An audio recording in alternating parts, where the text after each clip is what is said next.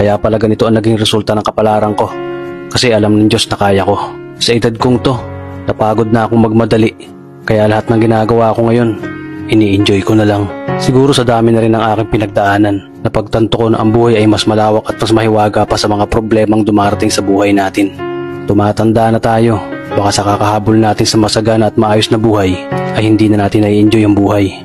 Baka nabubuhay na lang tayo dahil nape-pressure tayo sa sasabihin ng ibang tao. Marami na rin akong mga naging maling desisyon sa buhay, pero lahat yun nagsilbing aral sa akin at natuto ako sa mga pagkakamali ko. May mga taong sobra nating mamahalin at bibigyan ng halaga, pero ibabalik lang sa atin ay kabiguan at matinding trauma. Kaya wag nating lilingunin ng mga taong tulad nila dahil mas payapa kapag hindi ka na interesadong malaman pa kung ano pang balita sa kanila. At wag mong idepende ang sarili mo sa kahit kanino.